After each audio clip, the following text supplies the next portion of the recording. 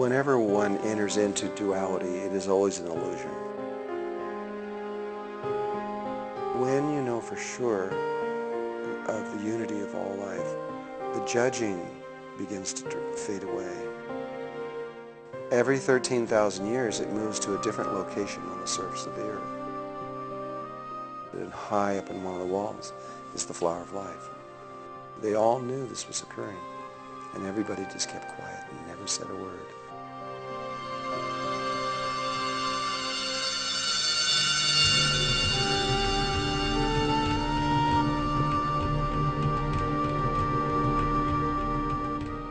There is a way that if you are connected to Mother Earth and Father Sky, you can just stand there and not even be concerned. And so Melchizedek consciousness is back on this earth, helping to find ways to get every last single person through to the next level of existence. And there has never, ever been a time when we haven't found a way. Drúnvalo Melchizedek is a Druid name. It was chosen for me by others, not by me. And what Drúnvalo is in Druid terminology is a little tree that grows by a creek. So there's Drúnvalo trees. They're little trees, and they just usually by small little streams. But Melchizedek is also Druid. The Druids felt that Melchizedek was one of their most important aspects, and that they felt that Melchizedek lived in the center of the earth.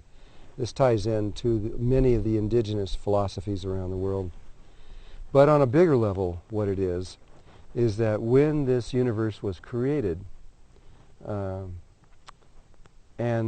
at this point I'm using words, and you can't really use words to talk about what I'm talking about. And so it's limited, and you must understand that there are no words that can really truly describe what I'm about to say. So this is an approximation. But when this universe was created, it was created in such a way that God decided to step into the creation and experience it directly in a different kind of way than God had before. And when God stepped into this, and there was nothing, there was no planets, there was no stars, there was absolutely nothing. In fact, it was the void, which science now calls 0 point. It is the vacuum with nothing in it whatsoever. So there was nothing. And but when God stepped into it, the vibratory frequency of the name of God stepping into it is called Melchizedek. It's a vibratory frequency. And then the instant later, and there is a time sequence, the Christ was created. And Melchizedek and Christ are intimately connected together. This is why when Jesus started to do his ministry, he couldn't do it. He couldn't do anything until he became part of Alpha and Omega Order of Melchizedek, because he had to connect to the Melchizedek aspect in order to complete this, what he had to do here. But the moment that the Christ was created, a third component was created, that which is both the Melchizedek and the Christ, and that we have no name for on earth, but the Hindus call it the Supreme Personality. It is that which is greater than both, or the summation of both the Melchizedek and the Christ together. And so there was this trinity, there's three aspects of things that almost instantaneously went bing, ding, ding, but there was an order. The Christ is the body. It is the physical aspect of all of creation. So the planets, the stars, the suns, the people, and everything that we can see, and even everything we can't see, all of that is part of the Christ. It's the body of Christ. And so there were these evolutionary steps that began through the Christ, but from Melchizedek. And what happens is there's a cycle of evolution where the higher consciousness is dropping down lower and lower and lower into levels of consciousness that are being developed, and they keep, every time they develop them, they go lower and they go lower and they go lower. And where we are right now is as low as you can get. This is the bottom. And so there are Christ levels and Melchizedek levels that have gone all the way down to where we are now. And so they weren't involved in ascension. They were involved in descending. Now we are about to go back. And so consciousness is about to make this journey back to the source. And we are about to make huge leaps and jumps in consciousness, the likes of which no one's ever seen before. And it's going to be quite a journey because we've already created it and now we're going to move very rapidly going back. It's going to seem impossible, but it's not impossible because we made it. We can do it. And the truth is that everybody is Melchizedek and everybody is Christ. Everybody is part of that energy. Everybody has God within us. The idea that there is people that are greater than other people is simply not true. We are all the same value, equal on every level. But some of us have gone deeper or farther than others and have gained certain wisdoms that ones of us don't have. Doesn't make us better. We're just explorers. And now we're coming back. We're all going to come back together at this point where poof, none of this exists. And we're just oneness again. And then after time, you realize, oh, there's another step. You didn't see it at first. And you take that step and you become an even greater level of oneness. There's over 100,000 levels of this that Melchizedek have mapped and found. And that you keep going, but eventually you come back to this place where we are one and creation is within us.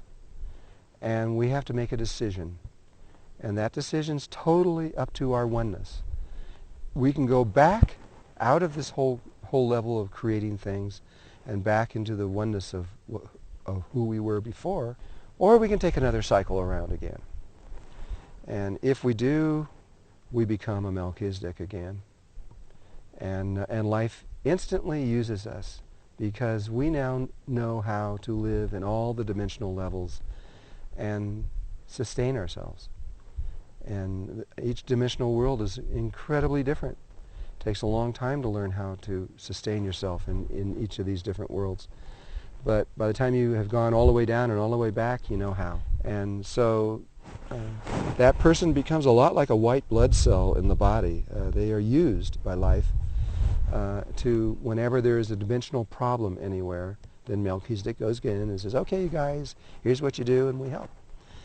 And that's what's going on here now. We're about to go through a tremendous dimensional change. And so Melchizedek consciousness is back on this earth, helping to find ways to get every last single person through to the next level of existence. And there has never, ever been a time when we haven't found a way.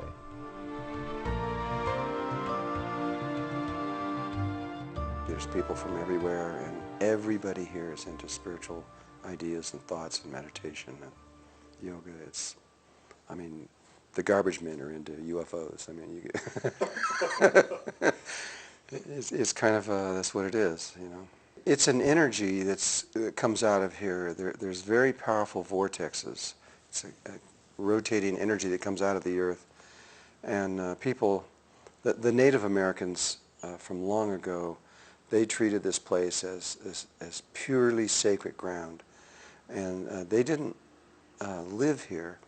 Though they built houses and things here, they were like summer place, or people that were traveling. And they came here to die and to be born. People come and they feel this energy, and if they stay here very long, it excites them, and they get interested in spiritual things. Perhaps it triggers Kundalini in people. I don't know. But there's something here. When I was doing work years ago with people, I used to do lots of workshops here. And part of that workshop is clearing emotional work. And I discovered right immediately doing emotional work here is different than anywhere else, because in other places to get the person going took a lot of energy. Here